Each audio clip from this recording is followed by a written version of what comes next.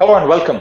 I am Siddharth Zarabi and you're watching Business Today Television. With me today to discuss their quarterly performance, the second quarter, is Joseph Anantharaju, the Executive Vice Chairman and CEO of Product Engineering Services at Happiest Mind Technologies. Also with us, Venkatraman Narayanan, the Managing Director and CFO. Welcome, gentlemen. The stocks under a bit of a pressure because profitability is a bit down. What dented profitability in the quarter under review? Essentially, if you look at it on a quarter-on-quarter basis, we had already said to the markets last quarter itself that we would be taking pay increases, the impact of which will be felt this quarter. And so we have gone about doing that. We have not only done that, we have paid out committed variable pay. We've also onboarded all the freshers that we had given offers to. So in fact, if you compare us to many of the other industry participants, we have gone ahead, given pay increases. Our net headcount has increased by 235 people. Our utilization has obviously taken a slight bit of a dent. One is because of the campus joiners that we had joining us, and the committed variable pay payment. All of this has had an impact on the profitability, about 3.5%, half of which has been recovered through revenue growth and certain amount of other income. So on the profitability front, we are within the guidance target of 22 to 24% on EBITDA.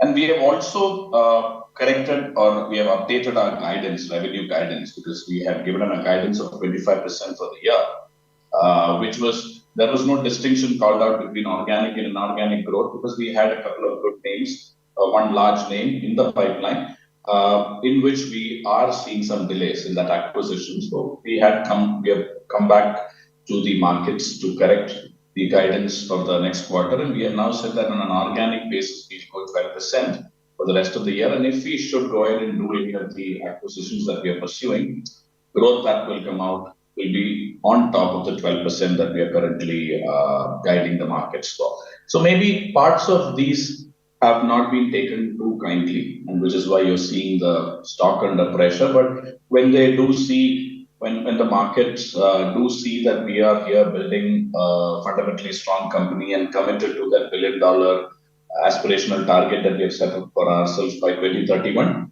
I'm sure things will change. Also, in comparison, we have grown 4% in rupee terms, 3.6% in constant currency terms. Year over year, half year over half year, we have grown our revenues at 12.7% in constant currency terms, which I think is a no mean achievement when you look at the current headwinds, the so-called headwinds in the market, and the competition or the competitors we have in the markets.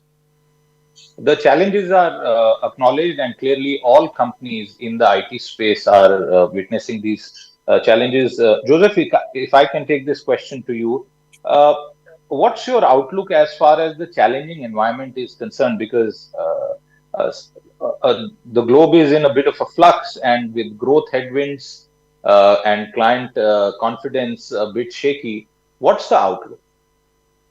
So I think you're right, Siddharth. There's a fair bit of uncertainty in the market, and it's a little odd because if you look at some of the economic parameters, they're positive and they would indicate that there should be a stronger investment environment. But at the same time, I think there's underlying fear and uncertainty, and one of the reasons that's causing this is the geopolitical environment.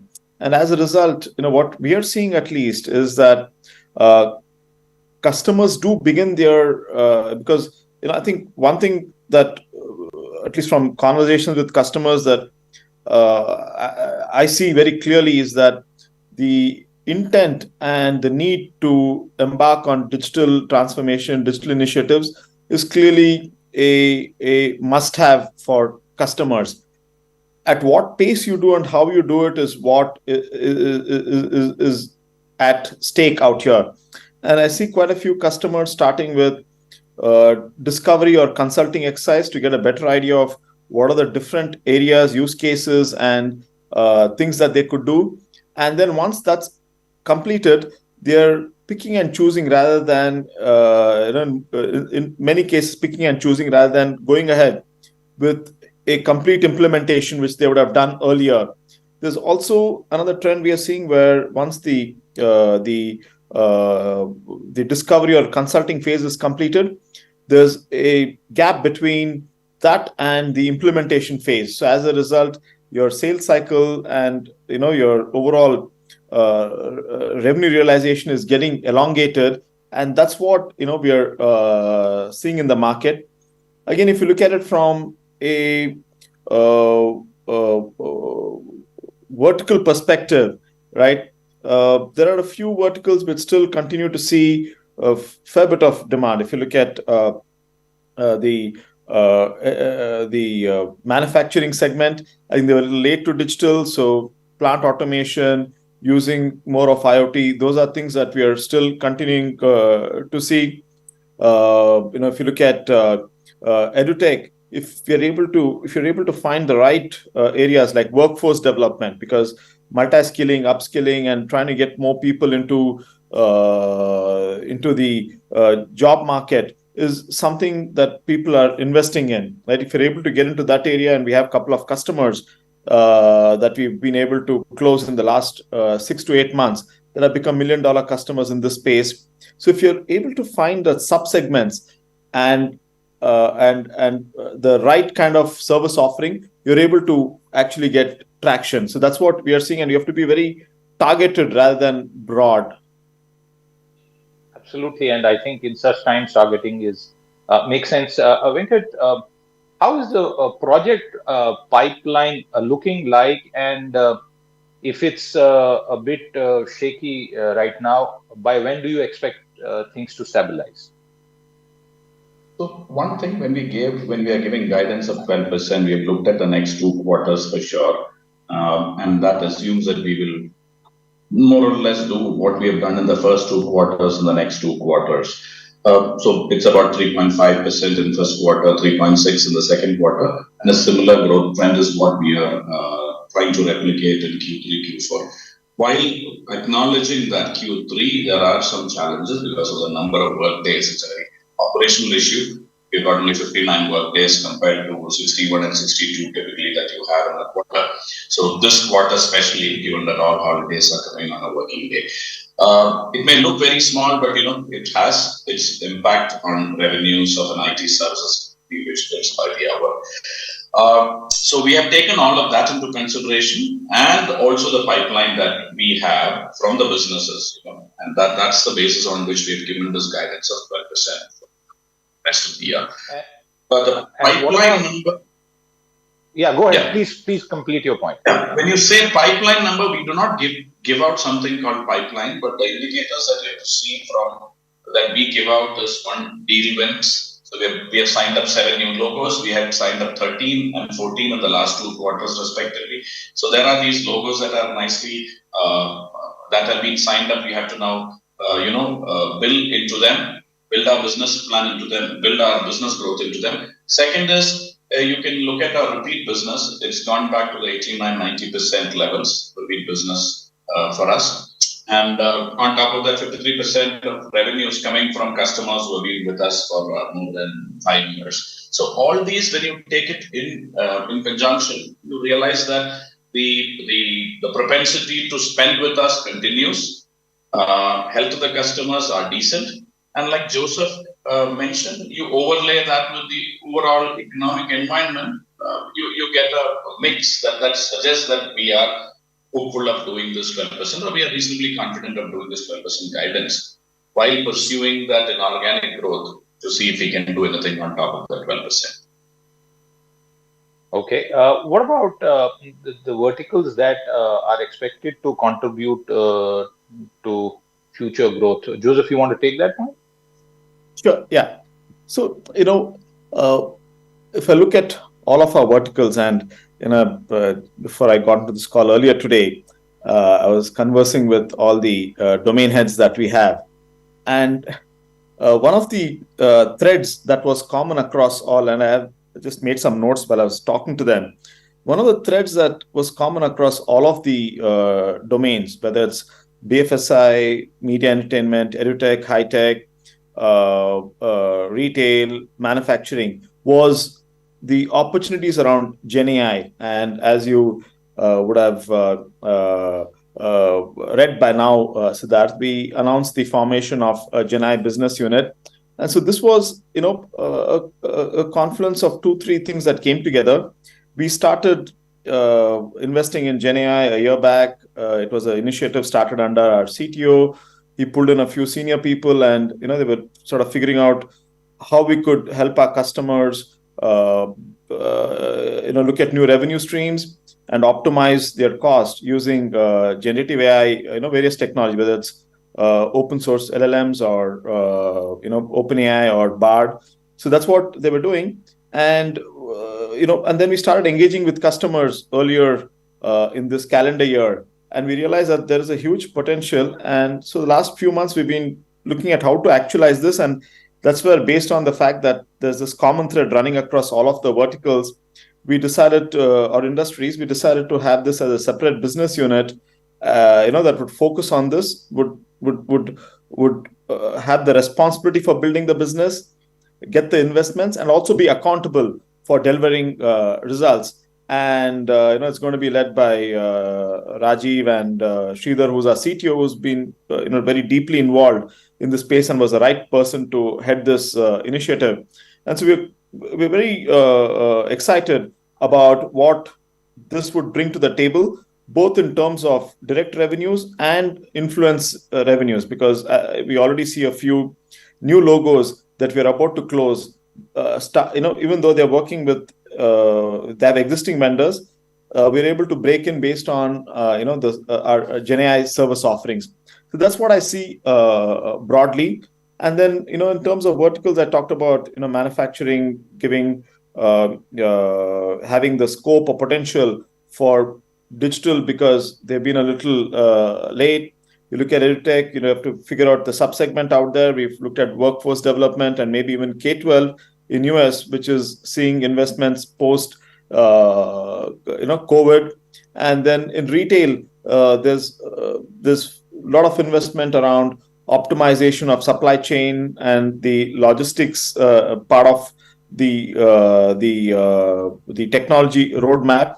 So looking at sub-segments within each of the verticals that are that have some industry trend that will necessitate investment. And so we're taking a little bit of a micro approach to how we are approaching each of these industries.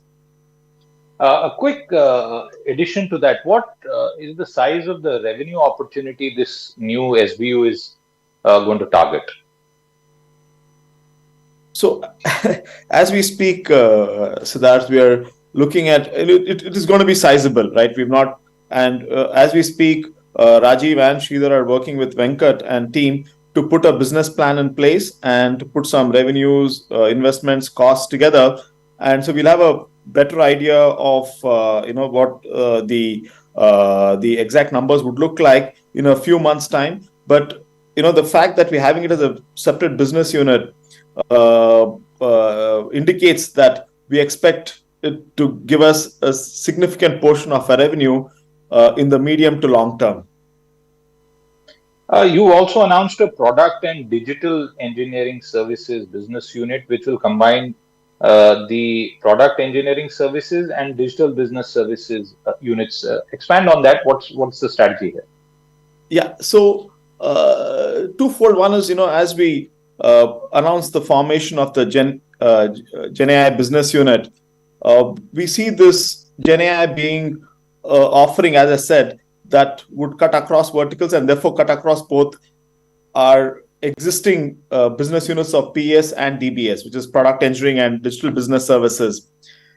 In the last few years, we've seen more and more of an overlap between the offerings that you have in the product engineering and the digital and the enterprises, because a lot of enterprises are building platforms. They are building, open platforms and using more of open source technologies.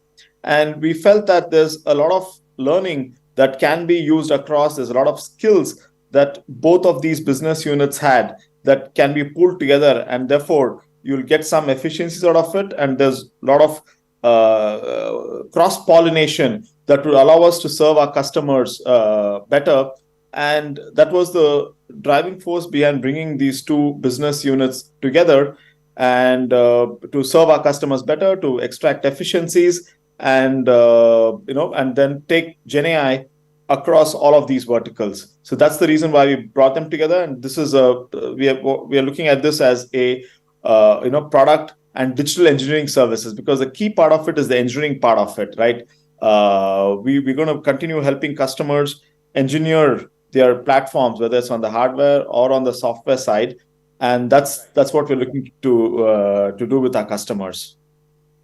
Venkat, one of the other sides of your results announcement is hiring, and in a season where most IT companies have dialed back on hiring for obvious reasons, and there's also been a spate of layoffs in the wider tech segment.